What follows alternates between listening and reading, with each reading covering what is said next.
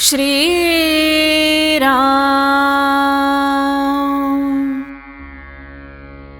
संत सांगतील तसं वागावं. ज्या स्थितीत परमात्मा ठेवतो त्यात आनंद मानावा. प्रपंचातल्या दुःखाबद्दल वाईट वाटून घेऊ नये. आपण जगात वागताना सर्व माझं माझं असं म्हणतो, पण प्रत्यक्ष आपल्या वाटणीला किती येतं याचा आपण कधी विचार करतो का? मिळण्याची आणि मिळवण्याची हाव वाढल्यामुळेच आपल्याला खरं दुःख होतं. ही हाव नाहीशी व्हायला भगवंताच्या स्मरणात राहणं हाच एक उपाय.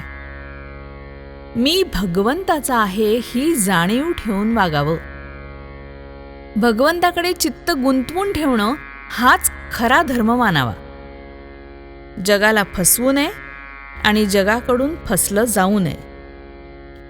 नामात जो राहिला तो सत्संगतीत राहिला. व्यवसाय आणि हौस याप्रमाणे आपण संगत धरतो. मनाची आणि नामाची संगत जोडून द्यावी. मालकाच्या बरोबर असलेला कुत्रा ज्याप्रमाणे धीट होऊन दुसऱ्यावर भुंकतो त्याप्रमाणे आपण भगवंताच्या आधाराने राहावे. भुंकू मात्र ने नेहमी लीनता ठेवावी. मी साधन करतो हे विसरून जावं. त्याबद्दल अभिमान धरणं म्हणजे साधनाला कमीपणाच आणणं. आपल्या कामात लक्ष ठेवून सगळ्यांशी प्रेमाने वागावं. स्त्री दिराचा किंवा सासू सासऱ्यांचा मान ठेवते ते नवऱ्याला खुश करण्याकरता.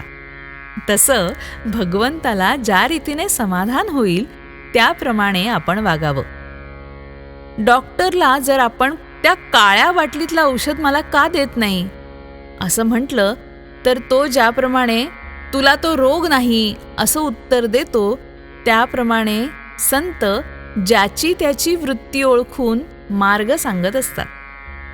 याकरता संतांची संगत धरून ते सांगतील तसं वागावं. ते वागतात तसं नाही वागू. आपल्या पतंगाची दोरी आपण संतांच्या हातात द्यावी आणि खुशाल निश्चिंत राहावं. आपण गुरुने सांगितलेलं साधन करत जावं म्हणजे साधनात पुढे वाट दाखवायला तो उभाच असतो.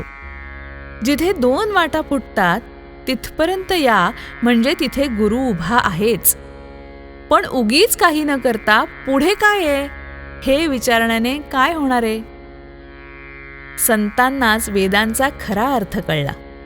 त्यांचे केवढे उपकार सांगावेत की त्यांनी तो अर्थ आपल्याला सांगितला. म्हणून आपण वेद वाचण्याचं कारण नाही. आपण फक्त संत आपल्याला सांगतील त्याप्रमाणे वागावं. त्यात आपलंच घुसडू नये. आपलं काम खात्रीने झालंच पाहिजे.